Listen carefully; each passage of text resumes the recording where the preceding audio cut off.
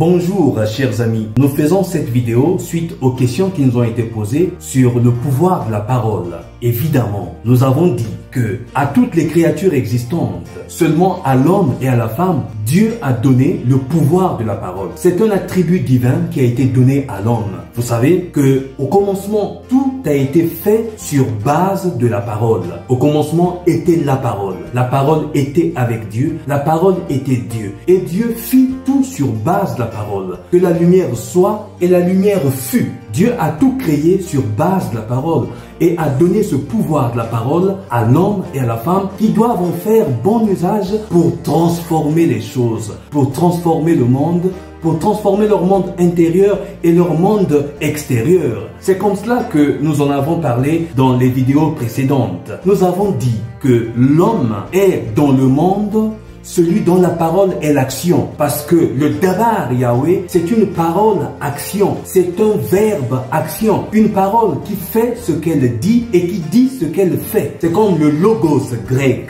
Ce logos, c'est le verbe, la parole. Cette parole que l'homme use pour lui-même, mais aussi pour les autres. La parole nous met non pas seulement en communication avec le monde extérieur, mais aussi avec le monde intérieur, notre propre monde. Avant de parler aux autres, il faut parler à soi-même. C'est pour cela que bénir, maudire, ce sont des pouvoirs que les hommes utilisent pour faire du bien comme pour faire du mal. Parce que l'homme étant un corpus mixtum, en lui, il y a cette capacité du bien et du mal. Ce mélange de l'excellence et de la médiocrité, ce mélange du mal et du bien, de la bénédiction et de la malédiction. Alors, puisque en chacun de nous sommeille à la fois l'ange et la bête, donc il faudrait titiller et réveiller l'ange qui est en nous pour le faire exprimer. Et faire usage de cette parole signifie dire du bien sur soi-même et dire du bien sur les autres. Dire du bien sur le monde qui nous entoure. Dire du bien sur soi-même, par exemple. Il faut se fixer des objectifs positifs et se dire que dans 5 ans, dans 3 ans, dans 2 mois, dans 1 mois, je dois atteindre tel objectif et j'y arriverai. Quand vous dites que je pourrais faire ceci, j'arriverai à faire ceci, et il faudrait que je réalise ceci, cette positivité exprimée se matérialise et se concrétise dans l'action. Mais si vous dites souvent à vous-même, « Ah, je ne peux pas faire ceci. Ah, je ne peux pas réaliser ceci. Est-ce que je suis capable de ?» En disant et en faisant cela, vous exprimez des ondes négatives qui ont l'impact négatif sur vous et vous serez incapable de hisser au loin vos efforts pour réaliser ce que vous souhaitez faire. Si vous dites souvent aux autres qu'il est incapable, qu'il est imbécile, qu'il est idiot, qu'il ne peut pas faire ceci, vous envoyez aux autres et sur eux des ondes négatives qui prennent l'impact et qui se matérialisent en négativité. Les parents pour leurs enfants. Chaque fois qu'un parent dit à son enfant, mais voilà, cet enfant est un idiot, il ne cesse toujours rien faire, il ne comprend toujours rien, je ne sais pas comment tu seras. Un parent qui profère ces paroles négatives sur l'enfant influence négativement la vie de son enfant au point que cet enfant grandira avec cette négativité et serait incapable de réaliser certaines choses. Plutôt, aux parents, il est recommandé de dire souvent à leurs enfants, même quand ils savent qu'ils ont des handicaps intérieurs, qu'ils ont des difficultés, qu'ils ont certains retards dans leur épanouissement, les parents doivent toujours positiver, proférer des bonnes paroles pour dire, par exemple, tu grandiras, tu vas réussir, vas-y, efforce-toi, tu arriveras à la réussite, à la satisfaction de ton diplôme, de ton examen.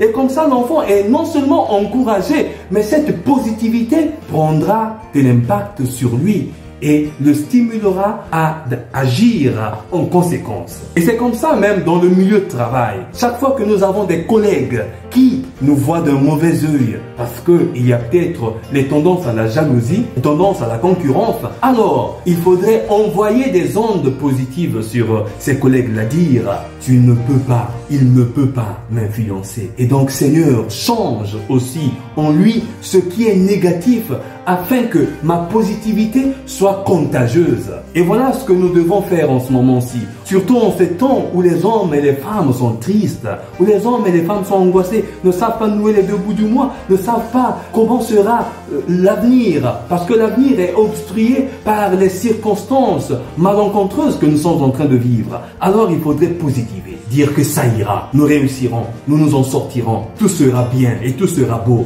Et cette positivité influence le temps. Nous sommes dans notre temps, nous vivons notre temps, nous vivons notre monde.